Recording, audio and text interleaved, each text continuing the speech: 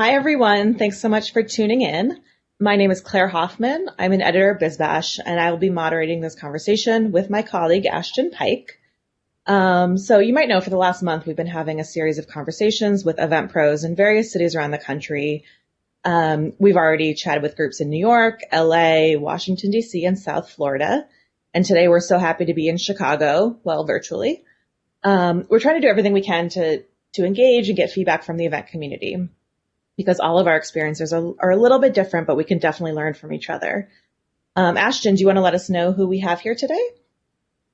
Definitely. Thanks, Claire. So echoing what Claire said, we really want to use this chance to get into the nitty-gritty of issues that everyone watching right now is dealing with. The situation changes so rapidly, and it changes depending on your contract, your location, where you were in the planning process. And so today we have a really smart and experienced mix of people from a variety of Chicago event pros hitting the venue industry, event design, linens, and rentals. So this should be really interesting. To our listeners, if there are any pressing topics that you feel we're missing throughout this, please go into the Q&A tab on the right-hand side of your page, and you can click Q&A and ask your question via the plus sign on the bottom right corner. We're going to save the last 15 minutes, so at about 2:45 p.m. Eastern time, for a Q&A session with our event pros today. So introducing the team, we have Tom Kehoe, the CEO of Kehoe Designs, as well as the Geraghty, BlackOak Technical Productions, and Floral Exhibits. We have Megan Williams, the Director of Business Enterprise for the Field Museum. Lanie Hartman, who's a Senior Sales Executive of BBJ Linen. And Jack Scafide, the District Account Executive for the Midwest for CORT Events.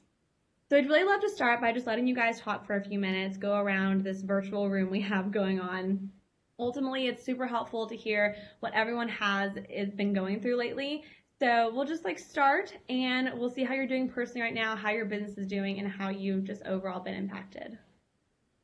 Yeah, thanks, Ashton. Go ahead, Jack. Do you want to start us off? I was going to say, before we popped on live here, we had the opportunity to find out certain personal habits that we've had with personal hygiene and things like that. So it's always good. It's always good to connect with the personal before we start getting into the business things. Yeah, for sure. Well, Jack, you should start us off. How are you doing personally and professionally? Well, personally, from my perspective, it's great that I personally don't know anyone who's been affected with the virus and has and God forbid no one has passed from this. So on that respect, my entire family, all my friends are healthy. We're getting through this, but all in all, things are well. Mm-hmm. Yeah. Tom, do you want to tell us a little bit? I know you have businesses in so many different facets of the industry. How's everything going? Things are going. We're extremely busy. We obviously are reacting to the world. It's a scary, sad time, but challenging. And so we are, doing the right things that we feel to react. We right away started making PPE equipment. So we're doing face masks, face shields, gowns, counter shields. So, we right away jumped in and said, okay, our events are a standstill. We have all this equipment. Well, what can we do to keep our team working and to help the world? And so that's what we're doing. We're donating some of the pieces. We're able to sell some of the pieces. So that's been a big help. And we've been focusing on what we can do to generate revenue for the short term. As we all know, the events are going to be on hold for a while, and we're just trying to fill in the gap to keep our team going. For sure. Yeah. And we want to revisit that PPE thing later. That's so interesting. You guys are doing that. Megan, what are you seeing you're representing a venue? How's that working? Yeah. Well, we, as I think everybody knows, we're asked to close sometime around mid-March. And it's probably beginning of March. As we all know, time tends to escape us.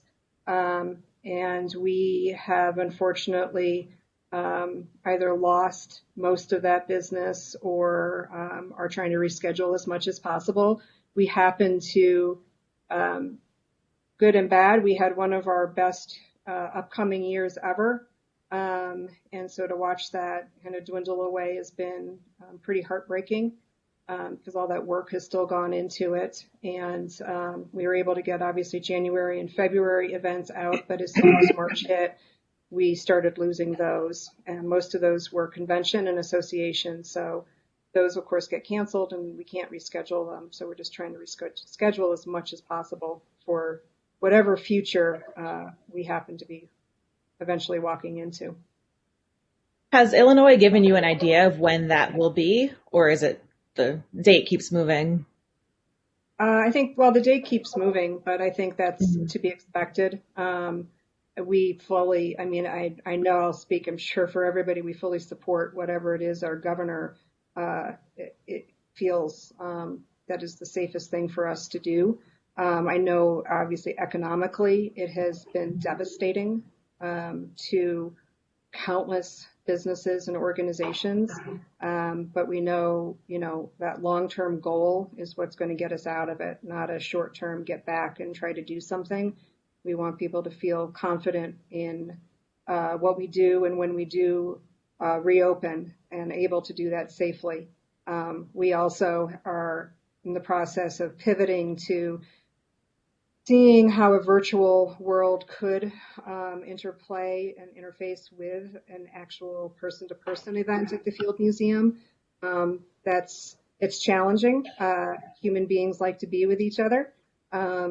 So we are just very, very busy working that. I'm fortunate that the Field Museum has been able to support all of its staff, and we are still fully working and working remotely.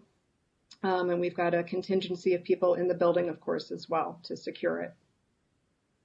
That's great. It's another thing I want us to dive into later, how you guys are doing these virtual offerings. But I also want to give Lanie a chance to talk. Lanie, how are things on the linen side, and what are you up to? Well, we also have been making gowns and masks and also face shields. And ours are medically approved, and they're washable, and they're fabulous. So we've been doing a lot with hospitals all over the country. So we've been supplying them with things that they, really need, the PPE. So we're doing fine with that. But later on, I'll tell you about something new that we have just came out with today. That's with the mask. So, and it's going to be a great new idea for us. So this is something that just made us be able to keep a lot of our employees. So it worked out really well, and we're just really happy about that. But we're open. BBJ is open, so we're open, to give quotes or put orders in, to do swatches. So yes, we are still open, thank goodness, and we're really lucky about that. And I realize I didn't answer the question about what we're doing as a company. I just answered about myself. So we are also open as well. But what we're doing is trying to prioritize in the short term, making sure that our employees and our customers are safe, but also strategizing on how we can best be positioned when we do come out of this to be the most solid partner and vendor that we can be for the industry. That's great. I think that leads into some of our questions. Ashton, did you want to dive into one of our questions? We still have you? Looks like she's muted. She's on mute. Yeah. Ashton, you're muted. Y'all, you think I'm a millennial. You think I'd be better at this. Okay, so now we're back. But Lanie, you kind of touched on this about like what you're working on, and a lot of y'all are really diving in and helping the healthcare industry right now, which we so appreciate y'all for. So we just want to know, what you're doing now with your team, how are you managing your team right now? And if you do feel comfortable talking about if you've had to furlough employees and what that relationship looks like now. Yes, we did have to furlough some employees. That's absolutely right. But we did keep a lot of them also, so we can keep, BBJ going. What we're doing now, and it's something that just came up today for us. I'm sure they've been working behind the scenes on this for quite a long time, but we're doing branding on our masks. We have been doing a lot of masks. I mean, actually about 100,000 masks a week, even more. But right now, we're going to do some branding, which when we start to get back to work, all of us, hopefully soon, we will need masks. And we'll probably need masks for quite a while. So what we're doing is branding the masks. So we can do a logo on the masks, and we have a minimum. We can do about 54. That's our minimum. But we can do as many as you would like. So we're branding them. You can have the branding, just your logo, or you can do like a step and repeat, have the brand all over the mask. So we're getting into doing that and very excited about that. The hospital gowns we're still doing, and that we can also brand. We're using different kinds of fabrics also. So we have the outside, but we've also are lining these new masks that are branded. And we're lining it with a couple of different kinds of fabrics. One of them that we really recommend is the medical fabric. They're washable. They will last for a super, super long time. But we can also line it in other different fabrics. But we do prefer the medical. And that's a very strong fabric. And germs just cannot get into you. It stops at this filter that we have. So this is exciting. I mean, it's exciting for us. And there's going to be a lot of different companies, corporations that are going to want something like that. So we're here to help them with that. So that's what we've been doing. And this is something new. And we're going to get a lot of the details today about it. But we're really excited about this. We want to see everyone safe. And I know that we could sleep at night knowing that these masks and all our equipment, they are safe. They are medically safe. So that's what we've been doing. But we can also do, if you want a leopard skin mask, we'll do a leopard skin mask for you. Absolutely. Can I get a zebra? A zebra? Zebra we can do. Absolutely. Lanie, Yes. you need to start doing dinosaur masks. I need to tell you something. Years and years ago, Tom, you may remember, I want to say it was probably around 25 years ago, one of our owners loved these kind of patterns. We had 150 robots that we didn't have no idea what to do with them, but 150 tablecloths that were all robots.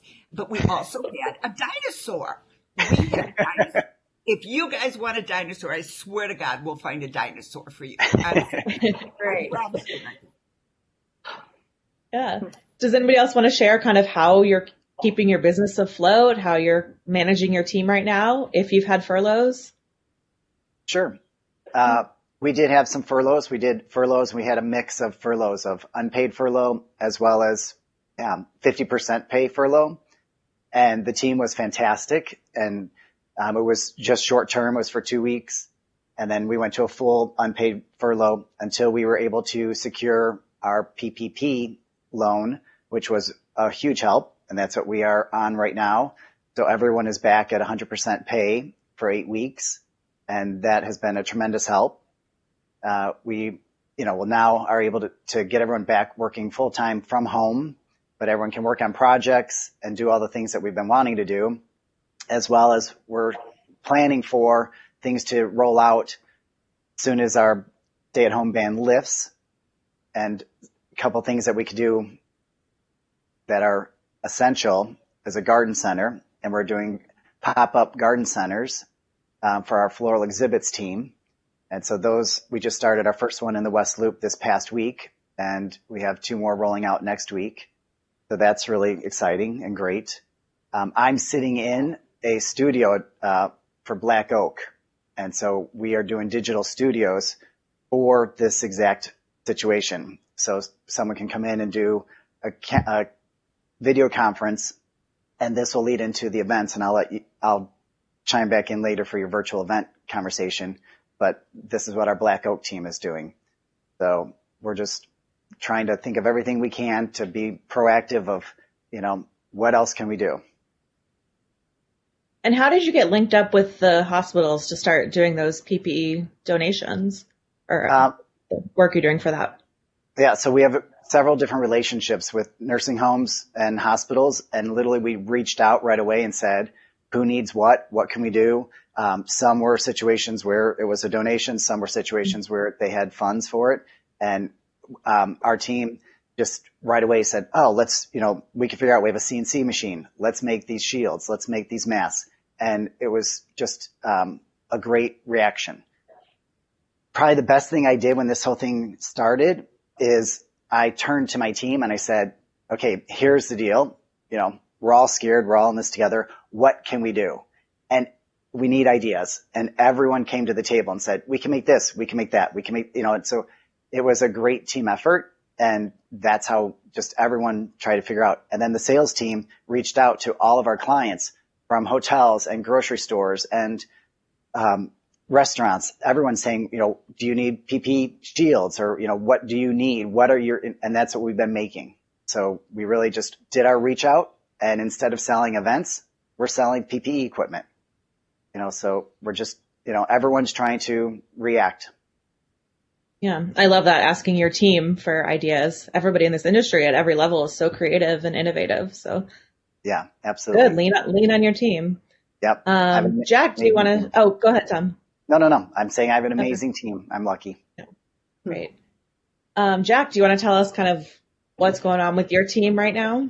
Yeah, many of the things that we're doing, I've had the unfortunate but fortunate that I was with CORT through 9/11 and through 2008. And I say fortunate because during this time, there's no industry that comes together quite like the events and live meetings industry that does. And you'd be hard pressed to find another industry where relationships matter so much. So we've been strengthening those relationships, and most of the work that we're doing, because we've been through this 2 times, we know that once this proverbial light switch is turned on, that we're going to be ready nationwide so that we can be the strongest, the best vendor and partner that we can to drive this industry forward, because we're in a unique position being owned by Berkshire Hathaway, where we've been able to maintain where we are and think about what the future is going to be, not only this year, but 2022, 2023, and how we can effectively work with the industry in a better way to make sure that we're all moving forward in the right direction. Can I jump on Megan, there? Yeah, go ahead. Sorry. I just want Jack is right. We do have such a great industry, and especially in Chicago. And I reached out to my direct competitors, and a couple of them reached out. We've been talking constantly and comparing truly what each of us are doing to help each other and saying, hey, are you getting the PPP loan? How are you handling the furloughs?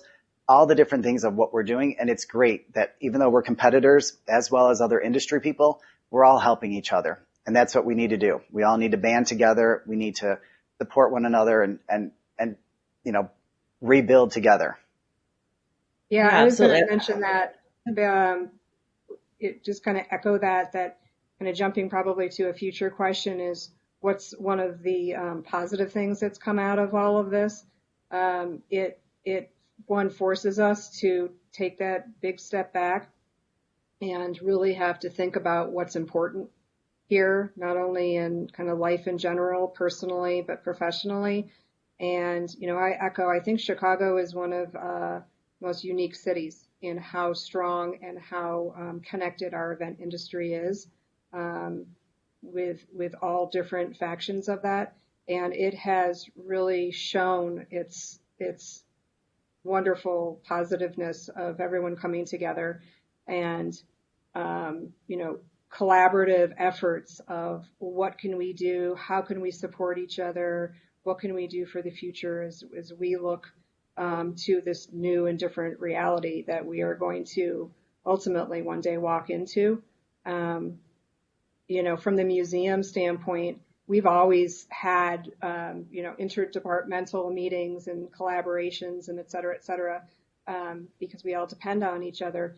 But this has entered into this new way of being able to spend time with each other, because we're all working from home, and we're able to have conversations we might not have been able to have before, just for lack of time or whatever.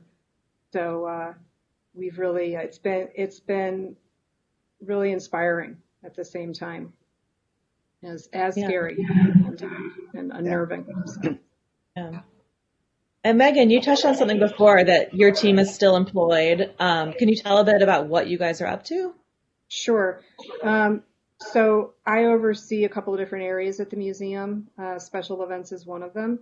The other areas are the restaurants, the retail outlets at the museum, and then out at O'Hare, and as well as some project-based and program development work. And so depending on what area we're talking about, but in special events, we still have all our clients, and we are spending a lot of time staying in touch with them, working with them, particularly the private clients such as weddings, helping them to move into new dates, being there for them, talking with them, letting them know that, at this point, it's really, this is whatever we can do to help support them and move them forward. We're doing that. We're looking to the future. What does the industry look like in the future? What can we be doing differently? We've got some cost-cutting measures we've put in. So it's, talking with vendors as well. Vendors are all impacted in different ways. And so I have to look at when we do open again, let's make sure that we're ready to go. And I need to ask them, like, what do you need from me in order to move in a 2-week time period or a 4-week time period or a 5-day time period? That's something that we were always able to do. But, now that we're looking at a food vendor, or a caterer is going to have to reach out to their food vendors, that are going to have to reach out to our equipment vendor, who's been furloughed, et cetera, et cetera. So it's just staying on top of that at all times, so we have that kind of real-time information. Other than that, though, the museum is actually really active. Despite all of this, we've clearly gone fully online. Education has done some great programming online. Our exhibitions team, when possible, is in the building safely and continuing to build and dismantle some exhibitions. Our retail store out at O'Hare is currently closed. And so we are focused on e-commerce and pushing out stories via the museum through our online store and engaging people that way. So that's just a smattering of what I'm kind of working on. Great. Yeah, I've been loving all the online museum stuff. I've been watching so much stuff. I feel like I'm learning a ton on my weekends. Yeah, Ashton, just this kind of leads into some of our more questions. Did you want to ask another one? Yeah, please. So yeah, Megan, you just touched on this of like, when we do go back, you want to be prepared. So how do y'all think the events will start to come back? We've heard a lot of answers from very small events with minimal capacities to maybe a hybrid of a live event and a virtual event. Our founder and chairman, David Adler, has a very intriguing piece on our website of the hub and spoke kind of method of when events come back. So I just want to talk to you guys, like, how will we overcome attendees' fear of live events again? And that's what we're seeing as well, is a lot of the hub and spoke type of events, where it's be one stationary or central point of the event, and then different smaller gatherings around the country, around the city, or around the venue, depending on where that may be. I think what we're seeing is the weddings, a lot of the weddings will go on. The weddings are going to be probably late this year and maybe next year. The ones that have rescheduled with us have shown us that's what's going to be happening. They may not be the 300-person wedding. I'm sure that they're going to be much, much smaller because a lot of our planners are asking, for pricing on a smaller wedding for maybe from 10 to 50 people. And what will the pricing be for that? But I also have some weddings that are like in May and in June that are still going on. They're undecided, and that's something that we're trying to work through with a lot of the planners. Because we're nationwide, we do a lot of things on a call. And from that point on, we decide how we're going to move forward and what we're going to be doing. And today on the call, our CEO said something interesting. He said, we're going to be getting a lot of cancellations on corporate things, which is true. And so we're going to start calling some of our corporate clients and say, so tell us, what's going to be your big opening? Because that's what this is like. It's like we're closed, but we need something to sort of see. Let's do something. Let's do something special, a big kind of opening. So that's something we're sort of like looking at too. And we've been having a lot of webinars. Our webinars are great. They touch on all kinds of different subjects, and they've been very, very helpful. So looking into the future, I'm not seeing it as grim, maybe as, a lot of people are. I'm seeing it with some enthusiasm. Let's just get thing going, and let's get the corporate on board with it too.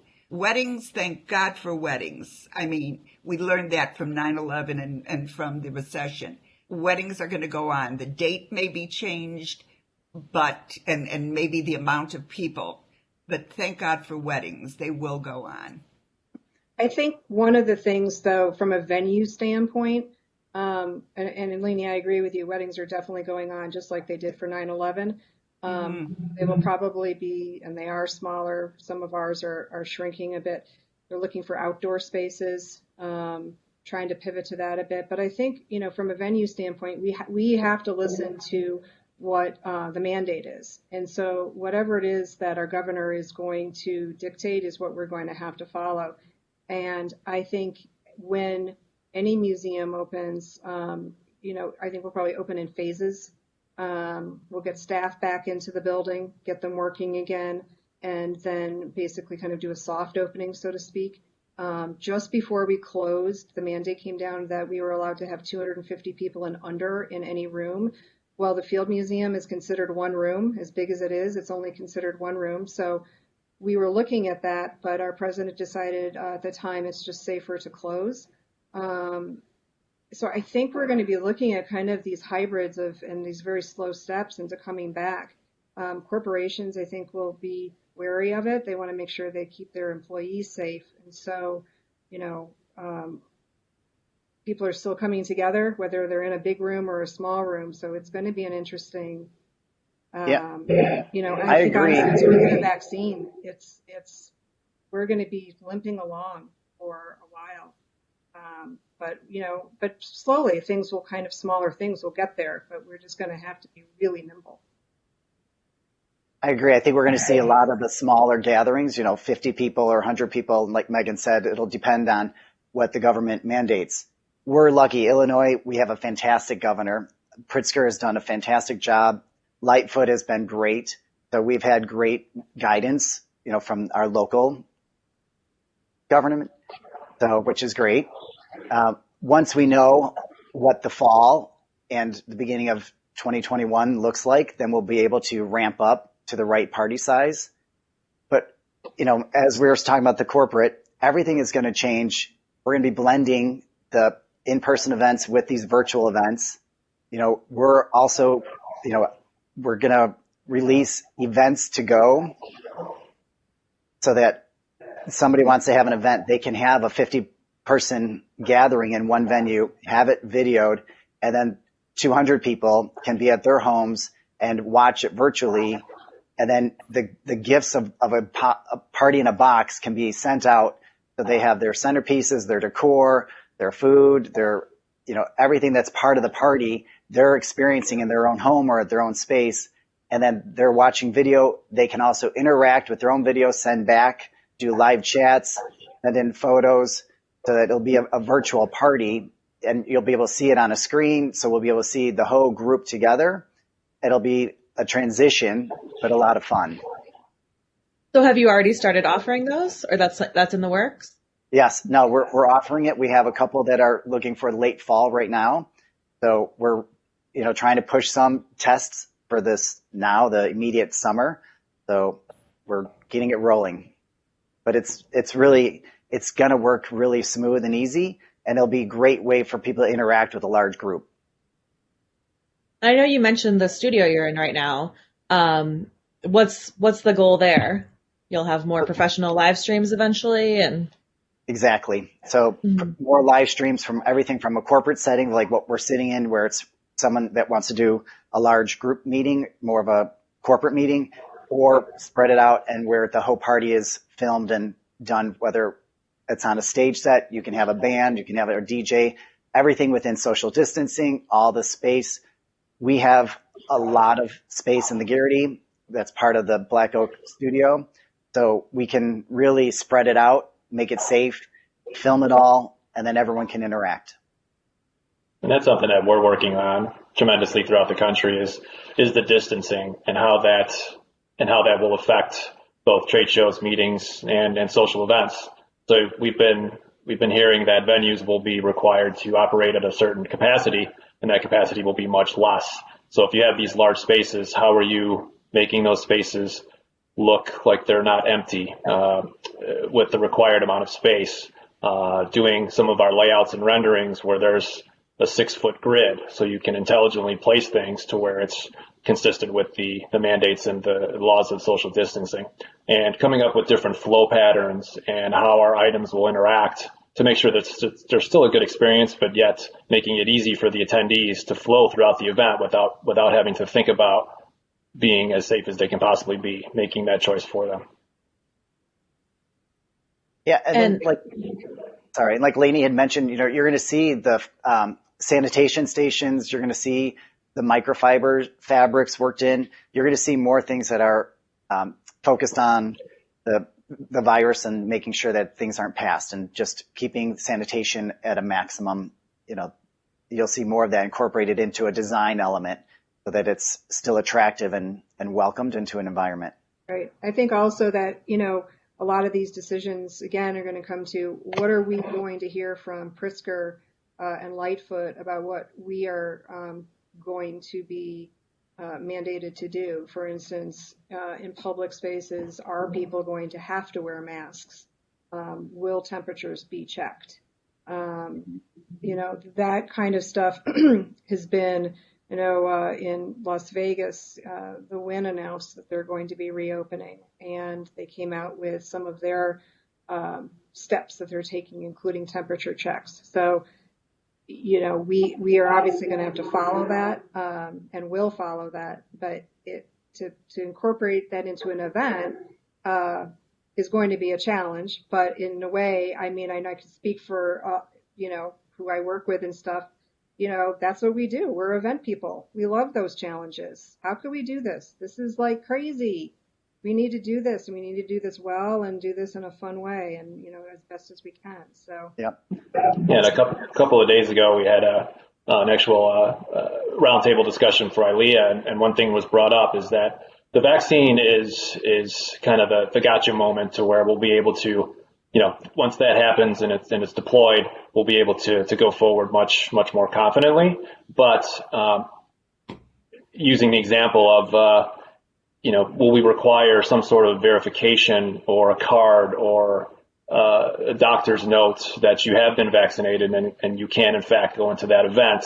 But if you go that route, is that something that violates privacy concerns for the attendees and for everyone else? So it's kind of a slippery slope on how would you do that once we do going forward. And then you have folks that don't necessarily believe in vaccinations, and what do you do for them as a corporation or an association when you're bringing people together in large groups like that? Yeah, I think that's where the corporate aspect of this, you know, they're the ones who are going to have to make that decision. You know, as a venue, we haven't even gotten into contracts and insurance and all of that kind of stuff, but that's a whole new world too.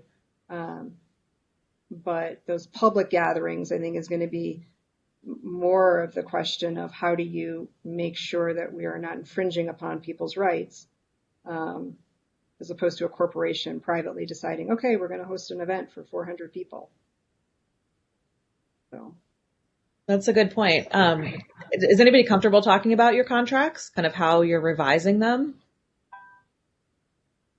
I think from us, it's more of a moving target. What we have been doing is making sure that we're being as transparent as we can at any particular point in the sales process, so our customers can speak intelligently about where they sit, but more importantly, they can speak intelligently to their customer, so they can make the most informed decision at whatever point we are in this crisis.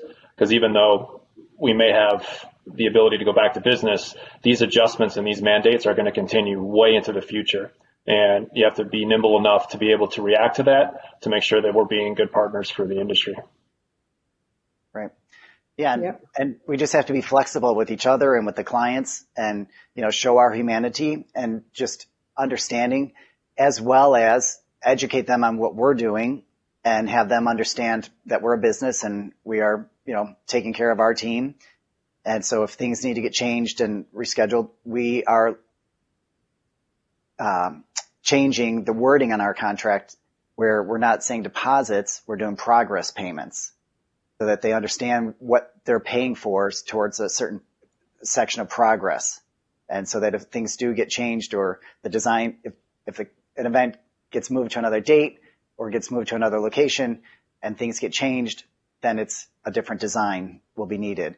But if it's something where it's, you know, able to keep flowing, then everything will just move on as originally planned. But so it's a little bit of word tweaking, you know, that we're doing. So, but it's just trying to stay, you know, really in good communication with the clients so everyone feels comfortable. I think that's the most important thing, is the communication with the clients, especially at this time. We also, you know, are trying to communicate as much as we can. We're lucky in the fact that if a client changes something, it's a tablecloth and it's an important part of a party. But if a client does change their mind in any way, we can do it. We can do it 2 days before we ship this out. So we are lucky in that part. If they decide just to go a whole complete different way, like florals, that's a whole different thing. They've got to buy the flowers and everything. Yeah. We've got the linens there. So lucky for us that, you know, we can change anything that the client decides to do. And we've had, you know, cancellations, a lot of cancellations, you know, a couple of days before the event. But we're still okay with it because we've got product right there. So we don't have to, you know, charge for anything like that. So in that respect, BBJ is lucky.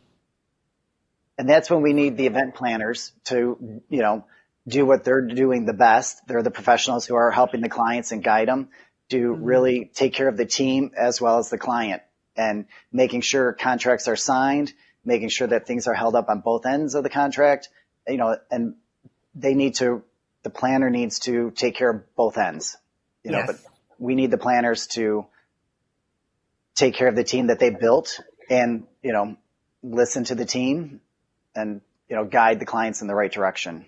And from a vendor perspective as well, the clients, the planners and the associations and stuff like that need to over communicate down to their vendors as well, because there are certain things that we have in our power, but without that communication and that information, we can't proceed within their best interest if we don't know what that is. That's true. Yeah, Jack, I agree with that completely. I mean, you know, Tom, you hit on it with the communication, but I also love the word education. You know, the more that we are human with our clients and explain to them that, you're not just buying a product, or you're not just walking into a venue. You're walking into somebody's home, you're employing families. And while we understand you're in positions too, that if we are talking to each other constantly and making sure that, okay, if we've got a client who's like, I am canceling this event and I want my entire deposit back, et cetera, that we need to be, pre-communication with all of our vendors before. So if we're getting a hint that somebody is looking to move, we know it affects all of our vendors. We know that it's going to impact everybody. The hard thing for us when we have these cancellations, it makes it impossible for us to forecast out for year to year now. And so while they can, cancel, when my president asked me, he says that you need to have a budget, and what's that budget going to be? And we're looking at a future where people aren't going to be wanting to contract so far out in advance as they once did. It's going to be a very different world. So the forecasting of a budget has gotten to be pretty challenging. I think that's going to be a symptom of both 9/11, 2008, and when we come out of this, is that the time frame for the contracts is going to be condensed yet again, where those decisions may be made last minute, and we need to be, as vendors, be nimble and be able to adapt to those, and put ourselves in the situations to when we do get those inquiries, we can actually service them. And I think that's going to be a big trend as we start inching back to the business of meetings and events. Ashton, did you want to do one more of our questions before we get into the audience Q&A? Yes, I'd love to. I have gotten word from my IT person that my audio or my video is already awful and it's just getting worse. So I'm going to mute my video, but I'm still here, I promise. I just don't want to disrupt the quality of this recording. We hear you. So. Okay, thank you. So next question before we move into a Q&A, always want to end on a positive note. So we just want to know, 2 questions. How have you found the good and the bad? And we kind of touched on it earlier about competitors breaking down walls. And then how are you staying inspired? Whether you have binge watched a whole season of something on Hulu or Netflix, or you have gone down a Pinterest rabbit hole. We just want to know what you're doing to keep, your creative juices flowing. Do you want to see my new TikTok dance? Of course. Absolutely. I'd have to stand up and move for you, but always.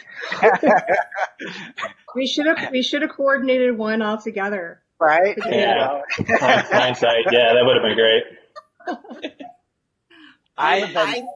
I've been watching, it's called Making the Cut.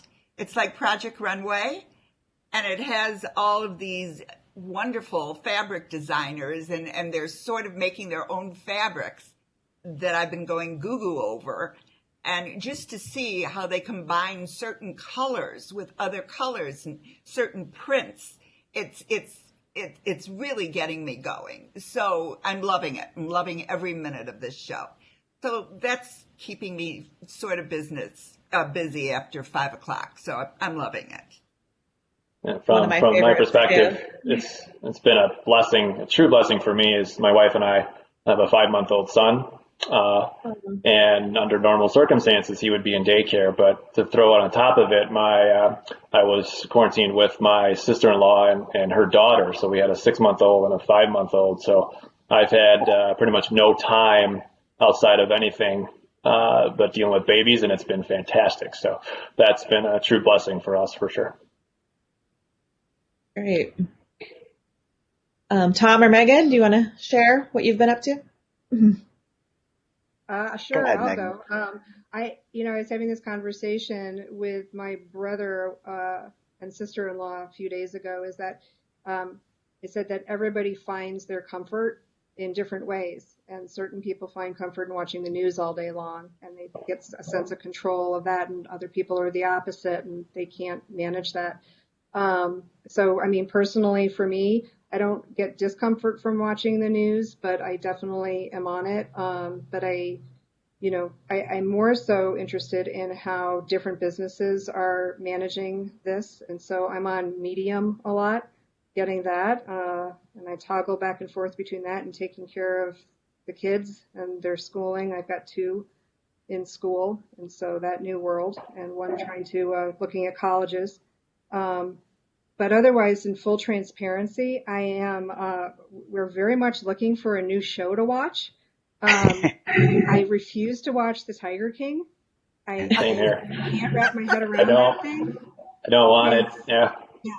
So I really need a new show. If somebody could recommend something along the lines of, like, I like the old show Designated Survivor. So give some ideas there. That would be great. In our Q&A, guys, give her some ideas. Tom, what about you? What's that, Lanie? Yeah. No, I'm just watching comedies. I mean, I need comedies now. So it's just, I don't know, that I just need that. So I was watching, what is it called? Grace and Frankie, which was hysterical. And I was sad that it ended. And now I'm watching Mrs. Maisel, which is also, it's really funny. So I've been doing that.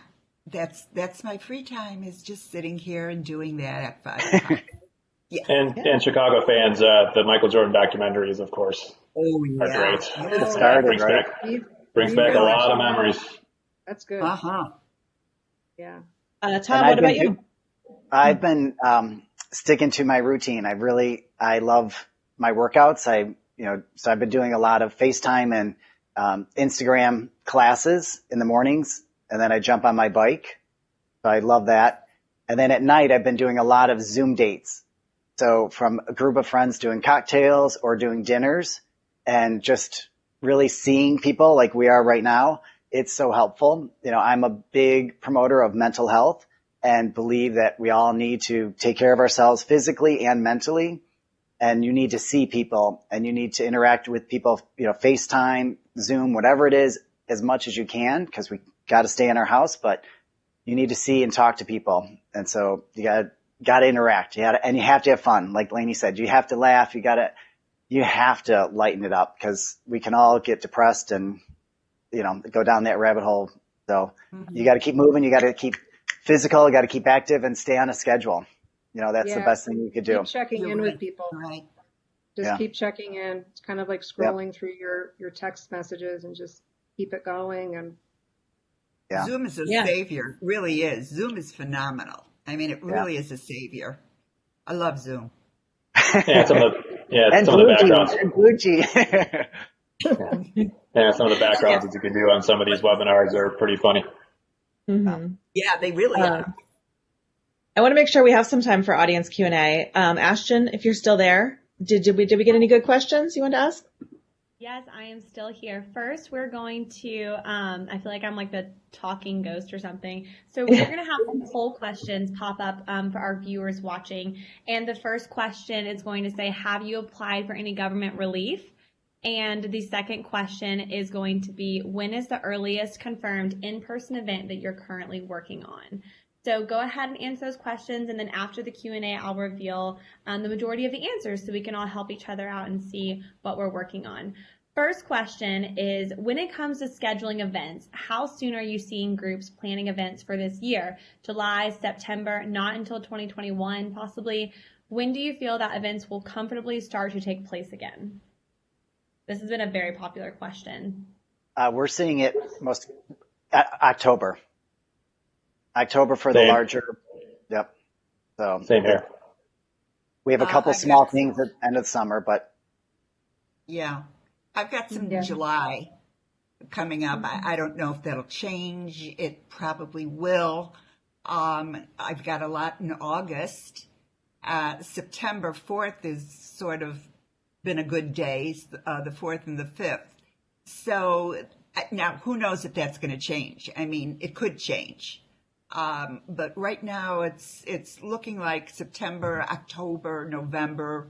Those are the hot ones, but I still have that July and August. We still have the weddings. We kind of do this month to month in terms of when people will cancel. That's for a variety of reasons, but yeah, again, depending on what comes down, I would say September, October for sure. Yeah, the folks that are willing to sign contracts are September, October. We've got a lot of outstanding stuff for July and August, but the expectation and the communication from the customers is like, hey, this is on shaky ground and it's most likely going to be moved to the Depends fall. also Or if to, it's local or not. Like when it's local and people don't have to travel, that obviously helps. But anything with anybody traveling, anything like that, it won't happen.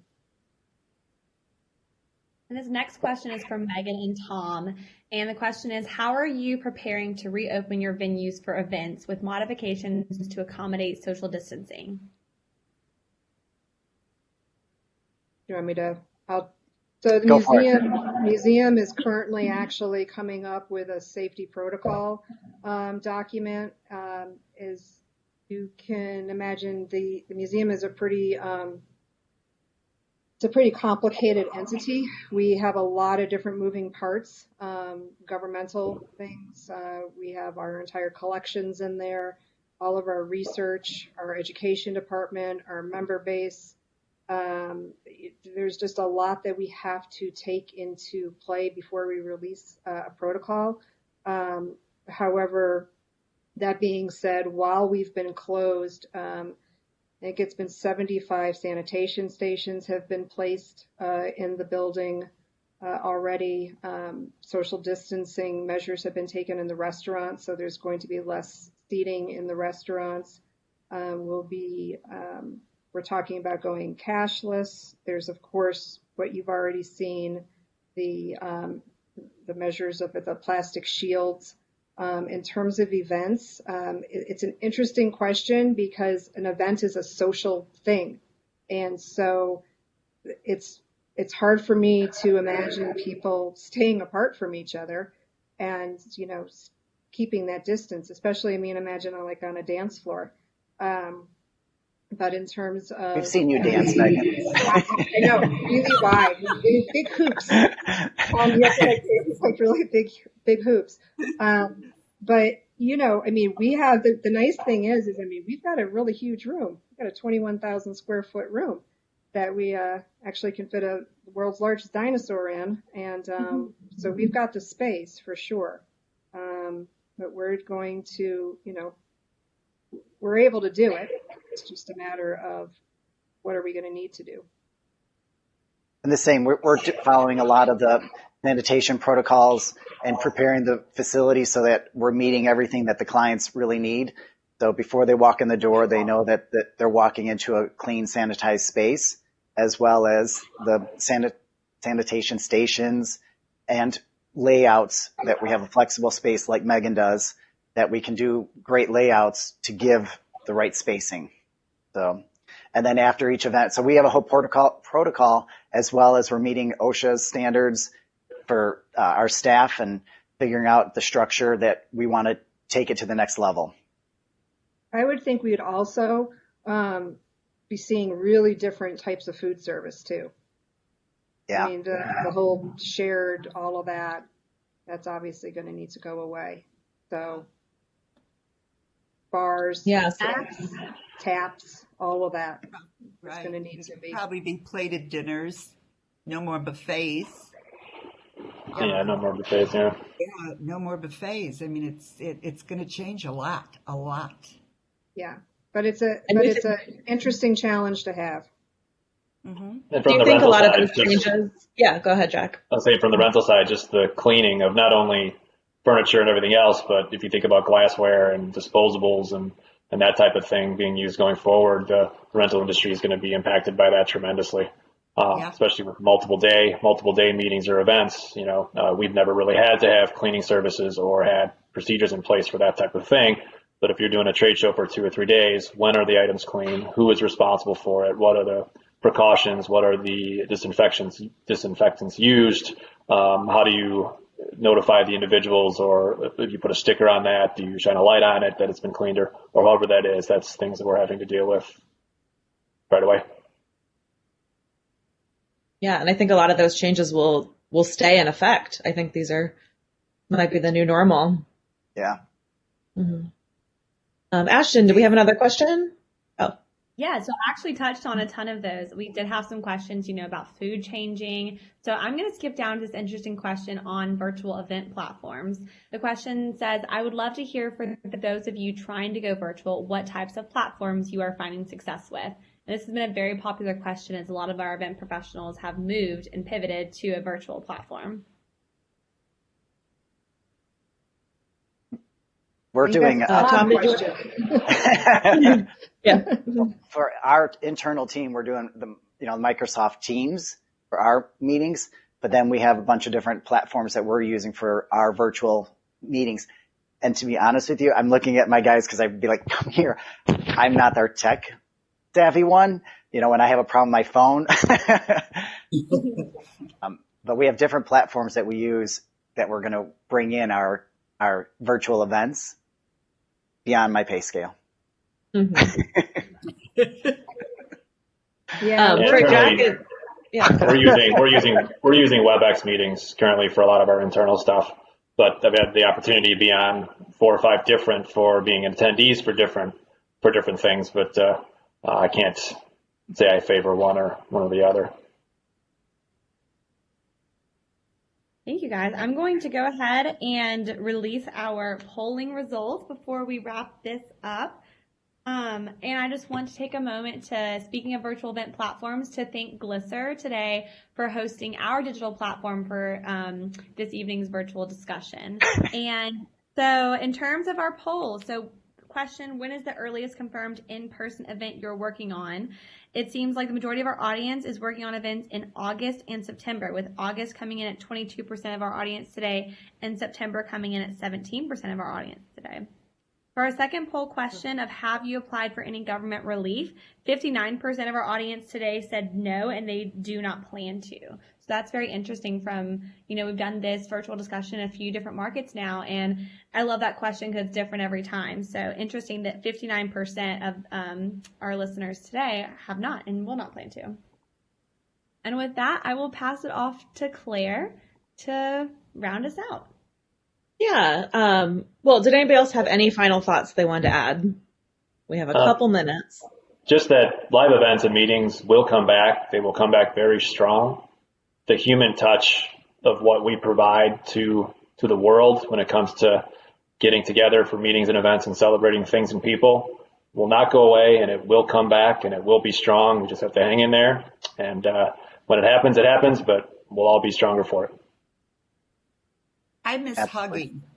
I just miss hugging. I miss hugging Tom and Jack and Megan. I miss hugging.